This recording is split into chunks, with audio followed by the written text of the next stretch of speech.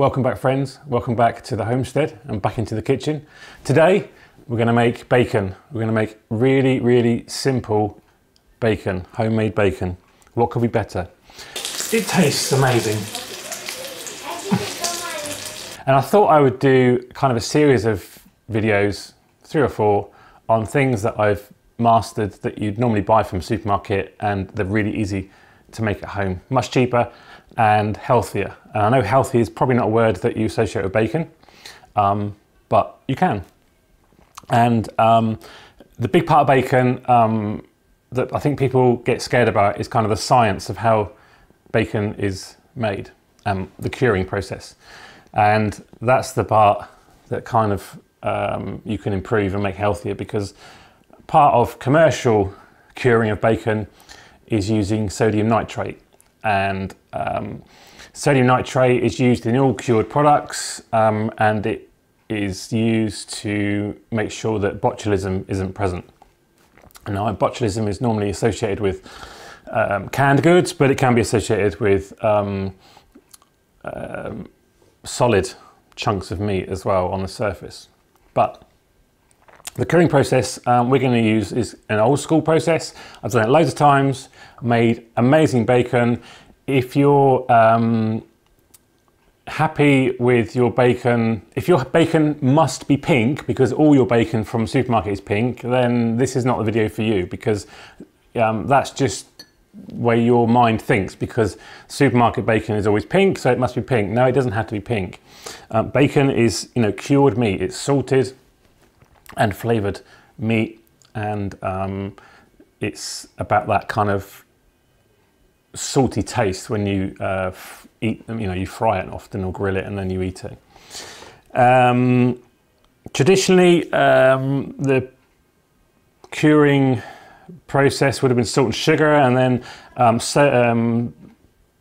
potassium nitrate was discovered, saltpeter, pink salt, and that was used as part of the curing process, which gave it that pink color. And then more recently, sodium nitrate, the chemical, has been used. And sodium nitrate in great amounts or the wrong amount is very bad for you and can be carcinogenic.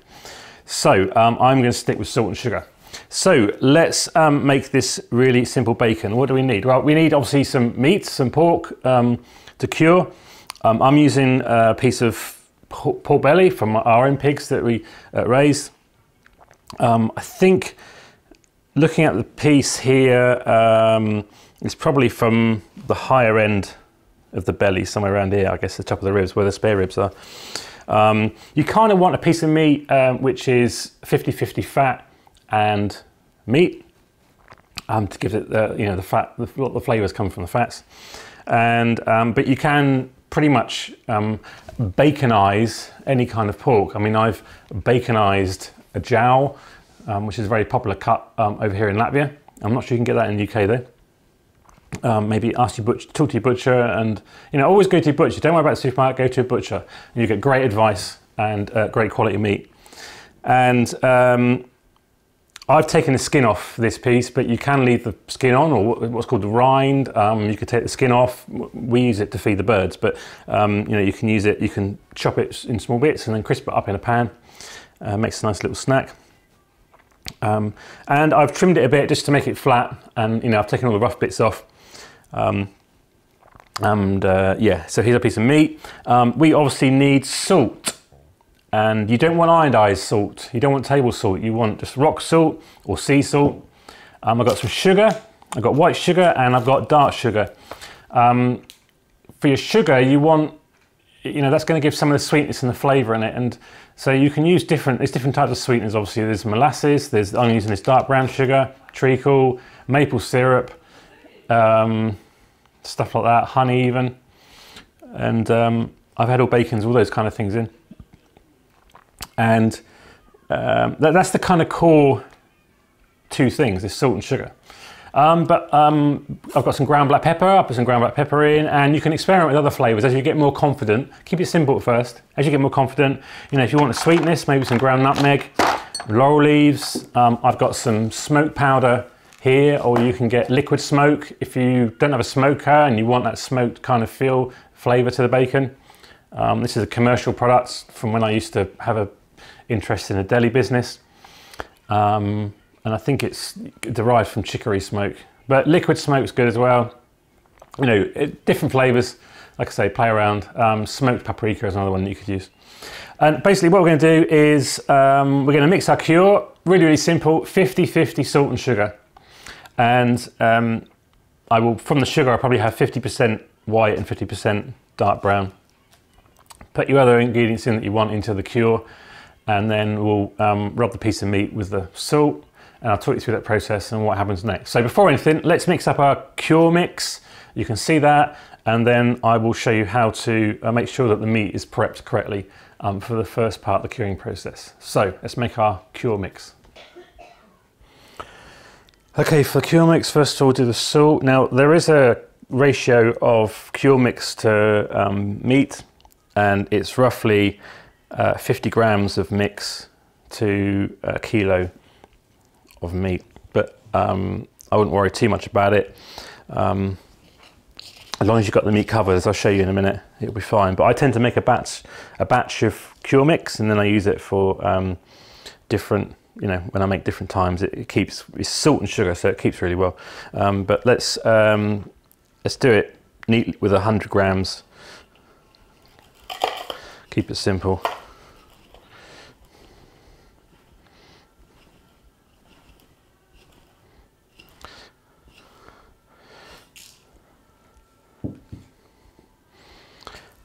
And then I'll put 50 grams of the brown sugar in, or dark brown muscovado sugar, or thereabouts, or spot on, and 50 grams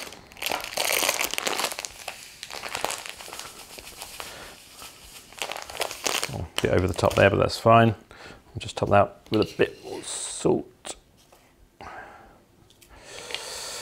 long as the ratio is roughly 50-50, it's fine. And then I'll put some black pepper in. You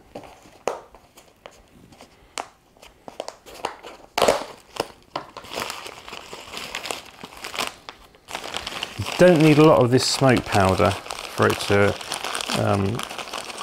have an effect. Now this is obviously a dry cure, so the powders work better, but okay. So next we'll just mix that about.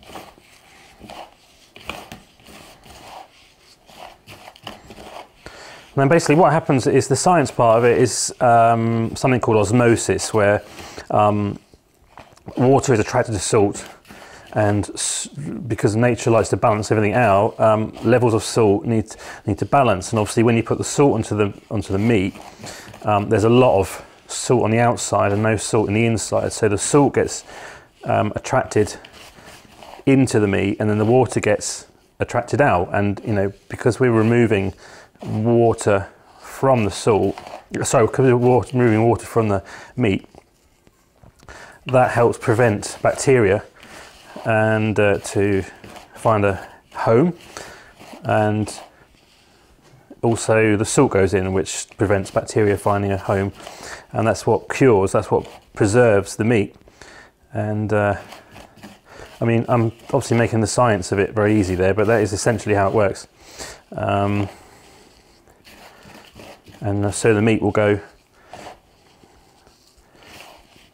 obviously because the water comes out, the meat goes a bit more tighter and more solid, and then you're left in your curing tub or your bag, you're left with water that's come out, and we'll see that in a few days' time. Doesn't take long to happen. Right, so there's our cure mix all mixed up. And now we need to apply it to our meat.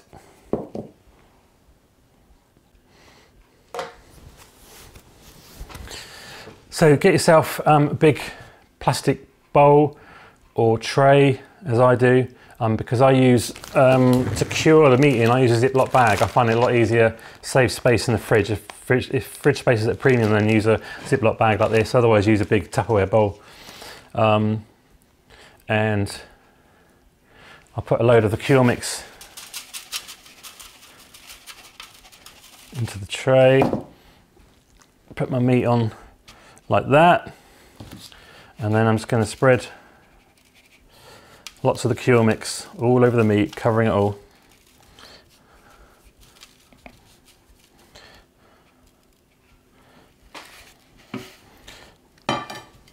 Like that. Be generous.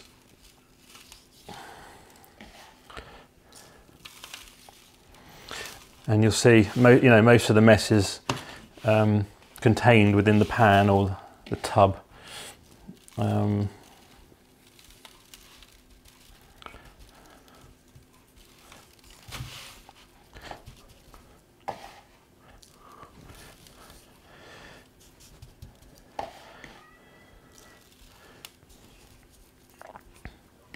Some people worry about there is a method where you get the exact amount and everything, but some people worry with this method that it gets too salty, but what I do at the end is give it a good rinse. And I've never had bacon that's been too salty, so no problem.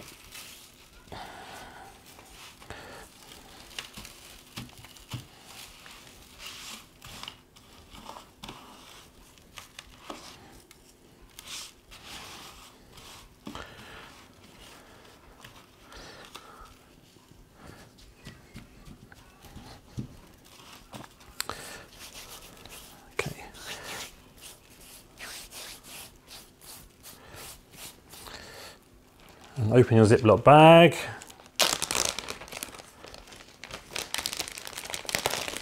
Top tip, turn the corners over, turn the edges over so that when your meat goes in, it doesn't bung up the zip part. And obviously you want a piece of meat that fits in your bag.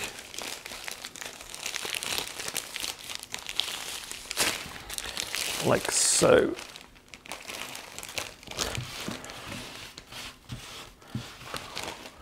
And then the remaining cure mix, I'll just put into the bag like that.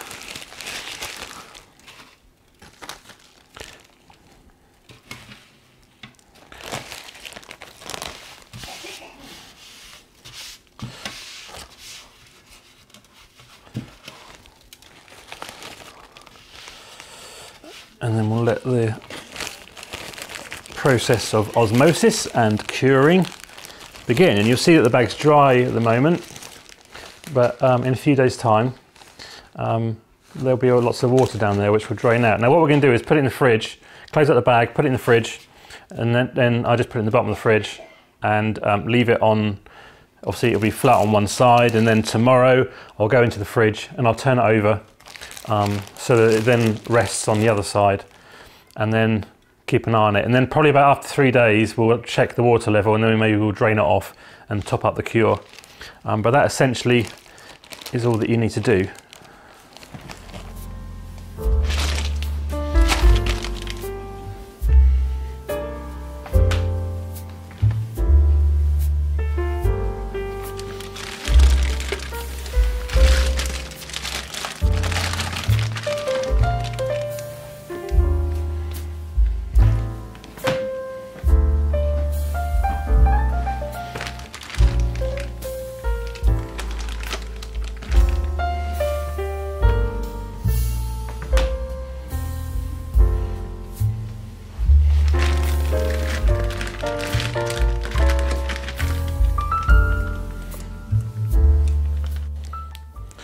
Okay, so here's our slab of bacon. I can already feel that that's a lot more stiff and firm to the touch, and you can see there's a nice amount of water, liquid that's come out of the bacon. So what we need to do is to drain this off, and then I'm going to coat again the meat with the remaining cure mix that I've got, and let that cure then for a couple more days. Obviously this is now day 4, and that's a nice amount of liquid out of it.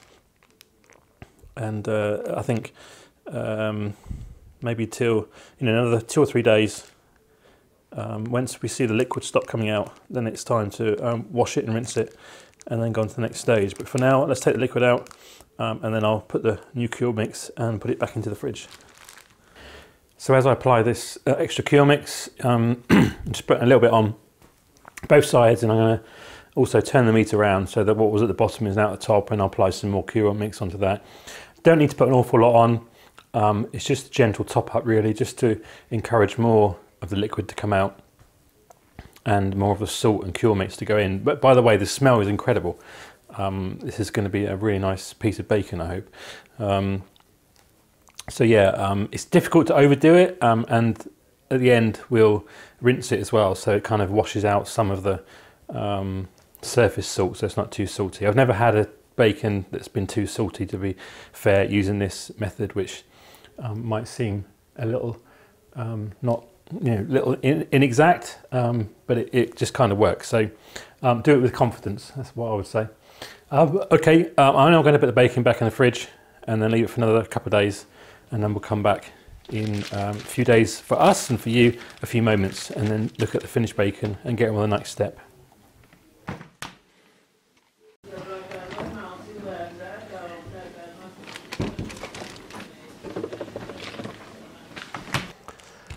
Okay, so there's our bacon finished its curing process. As you can see from the other day when we washed out the water, I hope you can just pick it up, there's still some more liquid that's been extracted from the bacon, and I can feel now it's nice and firm. So the next stage is to take this, take it over to the sink. We'll give it a good rinse.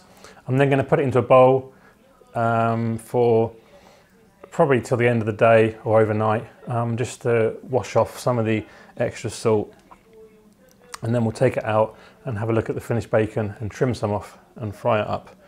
Okay, let's go and wash it off and leave it in a bowl to soak.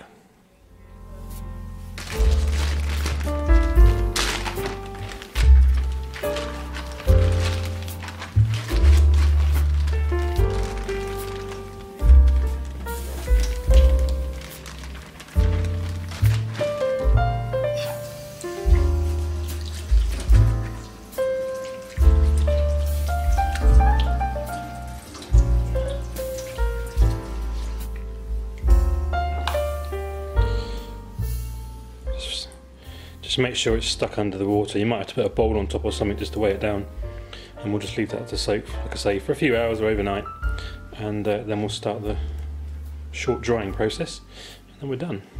Okay, so just taking our bacon out, you can see it's been soaking overnight, and some of the dark sugar coloration has come out into the water. That's absolutely fine. What's going to happen here is salt has been washed off, bacon's still nice and firm, and just the last part of this is simply to pat it dry, and then use the conditions of the fridge to dry the bacon. Obviously, with preservation, what we're trying to do is reduce the moisture so that it doesn't, it stops bacteria finding a nice home. And we're doing this 3 ways: by removing moisture, by including salt, and by keeping it in a cold place. All 3 things that bacteria do not like, to keep our bacon fresh.